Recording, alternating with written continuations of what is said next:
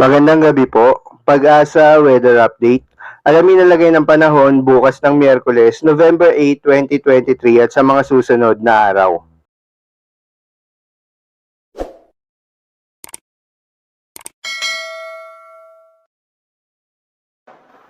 Patuloy pa rin po ang epekto ng dalawang weather systems sa ating bansa. Una na dyan ay ang easterlies o yung mainit na hangin galing sa Pacific Ocean na siyang nagdadala po ng mainit na panahon at maulang panahon din po sa malaking bahagi ng Southern Luzon, Visayas, and Mindanao. Samantala yung ating northeast monsoon or amihan patuloy na nakakaapekto pa rin dito sa extreme northern Luzon at nagdadala ng mahihinang ulan lamang plus generally bahagyang malamig na temperatura lalo na po sa madaling araw. Habang wala naman tayong binabantayan po na bagyo na papasok ng ating Philippine Area of Responsibility for this week. Base sa ating latest satellite animation, kung mapapansin po nila, maraming lugar ang uulanin ngayong gabi hanggang bukas ng madaling araw dahil po sa easterlies o yung hangin niya galing Pacific Ocean. Pinakamatataas ang tsansa ng ulan overnight dito po sa Bicol Region, Eastern Visayas, and Caraga Region. So mag-ingat po sa mga minsang malalakas na ulan na posible magdulot ng pagbaha at pagguho ng lupa.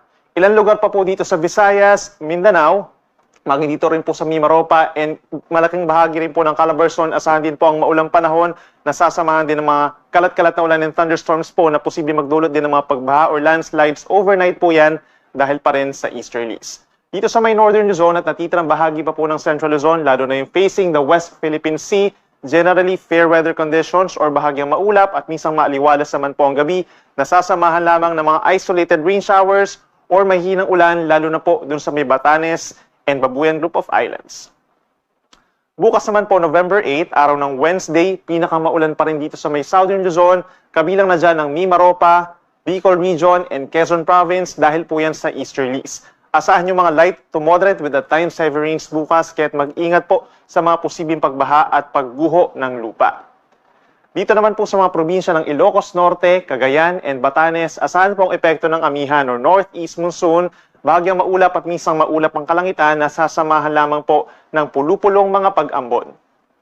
Sa ilang bahagi pa po ng Northern Luzon, Central Luzon, Metro Manila, and rest of Calabarzon, bahagyang maulap hanggang maulap pa rin po ang kalangitan at asahan po sa Metro Manila, posibleng umakyat pa sa 33 degrees Celsius ang maximum temperature pagsapit ng tanghali. Then sa dakong hapon hanggang sa gabi, yung ating mga nabanggit na lugar, possible din po yung mga localized thunderstorms o yung mga pag-uulan na nagtatagal lamang ng 1 hanggang 2 oras.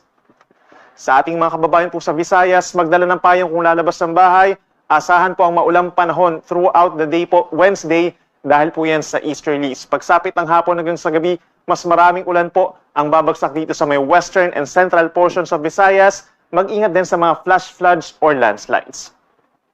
At sa ating mga kababayan sa Mindanao, asahan din po ang maulang panahon sa malaking parte nito, kabilang na mga probinsya ng Basilan, Sulu, and Tawi-Tawi, malaking bahagi po ng Zamboanga Peninsula, Caraga Region, and Davao Region. Asahan po yung mga pag-ulan na posible rin magdulot ng mga pagbaha or landslides. Lagi po magantabay sa mga thunderstorm advisories and rainfall advisories na ipapalabas ng Pag-asa. Sa ilang bahagi pa po ng Mindanao, kabilang na dyan ang rest of Bangsamoro Region, Northern Mindanao, and Socsagen, umaga pa lamang, mataas na ang tsansa ng mga pag-ulan. Bagamat sisilip-silip si Haring Araw, magkakaroon po ng mga pag-uulan lalo na po sa dakong umaga hanggang sa tanghali, and then mababawasan yung ulan pagsapit ng gabi. Sa ngayon po, dahil dun sa amihan, inaasahan po ang maalong karagatan lalo na dito sa may Northern Luzon at silangang parte po ng Central Luzon, Southern Luzon, and Visayas. Hanggang 3 metrong taas po ng mga pag-alon na nasa isang palapag ng gusaling taas ng mga alon po ito, delikado sa ating mga kababayan na nangingisda at yung may maliliit na sasakyang pandagat. Sa ilang baybayin pa po ng Luzon, Visayas at malaking baybayin ng Mindanao, asahan pa rin ang banayad hanggang katamtaman na taas ng mga pag-alon. Maliban na lamang kapag may mga thunderstorms, posible pa rin umabot sa 2 metro ang mga pag-alon doon. At sa susunod pa na 3 araw, asahan pa rin ang epekto ng mainit na easterlies. Magdadala ito ng mga pag-ulan lalo na sa may eastern portions pero mababawasan yung mga pag-ulan sa may kanlurang parte po ng Southern Luzon, Visayas, and Mindanao. Ang mas focus po natin sa mga susunod na araw hanggang sa weekend na yung mainit na panahon. So kung dito sa Metro Manila, possible pa rin yung hanggang 33 degrees Celsius na maximum temperature sa tanghali from Thursday hanggang Saturday. Generally, bahagyang maulap na kalangitan ng iiral, kumukulimlim ko minsan pero mas madalas ang maaraw na panahon. Sa ating mga kababayan po sa Baguio City and the rest of Cordillera region na rin po, no, asahan din ang bahagyang malamig na temperatura naman sa madaling araw hanggang 16 degrees Celsius sa Baguio City and possible lamang yung mga isolated light rains pagsapit po ng Thursday and Friday. Possible naman yung mga localized thunderstorms pagsapit ng hapon ng weekend.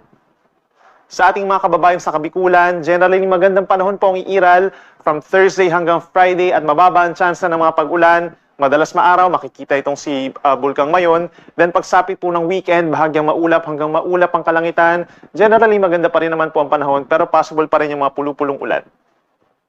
Sa atong mga kaigsuonan din na over Metro Cebu, asahan din po ang magandang panahon sa susunod pa na 3 araw. Bahagyang maulap hanggang kuminsan maulap lamang ang kalangitan na sasamahan ng mga localized thunderstorms pagsapit ng hapon ng Sabado.